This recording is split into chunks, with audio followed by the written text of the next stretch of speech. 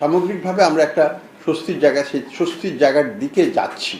আমাদের লক্ষ্য এখনও যে মূল্যস্ফীতি হয়তো 7 থেকে 8-এর মধ্যে আমরা পাবো জুনের শেষে, অর্থাৎ জুলাই মাসে যে ডাটাটা পাবো তখন হয়তো এটা দেখতে পাবো আমরা 7-8-এর মতো আজখানে থাকবে কোথাও। আর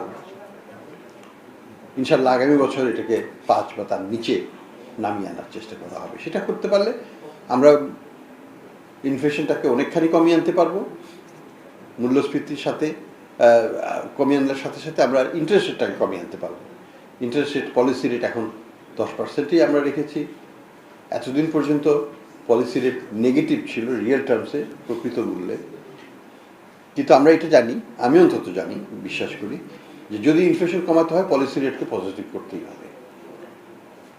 এটা পৃথিবীর সব দেশেই যেখানে ইনফ্লেশন কম সেখানে পলিসি রেটটা পজিটিভ, রিয়েল টার্মসে পজিটিভ, অর্থাৎ মূল্যস্ফীতির চাইতে বেশি হয়। আমাদের এখানে সেটা ছিল না। আমাদের ইনফ্লেশন ছিল 14, পলিসি রেট ছিল 8, তো বিশাল একটা গ্যাপ ছিল। যাই হোক, এটা আমি আসার পরে এটাকে বাড়িয়ে এটা থেকে 10-এ নেওয়া হয়, 8.5 ছিল আগে, থেকে 10-এ নেওয়া হয়। তো 10-এ এখনও আছে। এটা ইনশাল্লাহ এটা কমবে যখন এটা 7-এর নিচে আসবে ইনফ্লেশন, আমরা এটাকে কমিয়ে আনবো তখন। তো ইনফ্লেশনের সাথে সাথে এটা কমবে ভবিষ্যতে, কিন্তু স্প্রেডটা রিয়েল পলিসি রেট ডিফারেন্সিয়ালটা পজিটিভে রাখতে হবে, অর্থাৎ 2-3% পজিটিভ থাকবে। সেই হিসাবে হয়তো আমরা আস্তে আস্তে নামাবো। এখনও সেই পর্যায়ে আমরা যাইনি। এখন বিয়ারডি পজিটিভ, এখানে 9, 9.5, 9.25, আর ওখানে হচ্ছে 10, তো 1%-এরও কম পজিটিভ আছে। এটাকে 3%-এর উপরে গেলে আমরা এটাকে নামানো শুরু করে দেবো। তো এই অবস্থাতে আছি আমরা। তো আই এম অপটিমিস্টিক যে আমরা we in the right direction, এবং এটা ভালোভাবে কাজ করছে পলিসিটা, যেভাবে আমরা অ্যান্টিসিপেট করছিলাম সেইভাবে। আর যেভাবে আমি চাইলে তো হবে না, একটা পলিসি রেসপন্সের একটা সময় লাগে।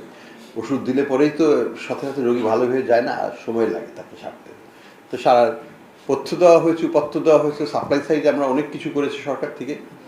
অনেক ইনফ্লেশন রিডাকশনের জন্য ট্যাক্স কমিয়ে দেওয়া হয়েছে। আমরা সর্বাত্মক চেষ্টা করেছি ফার্টিলাইজার যেন সময় মতো, সব ফার্টিলাইজার যেন সময় মতো আসে, বোরো ধান বুনতে যেন কোনো অসুবিধা না হয় কৃষকের, হয়নি। যেভাবেই হোক সেটাকে জোগাড় করা হয়েছে, এবং কোনো বৈদেশিক সাহায্য আমরা এর মধ্যে পাইনি। এটা আমাদের নিজের টাকাতেই আমরা করেছি।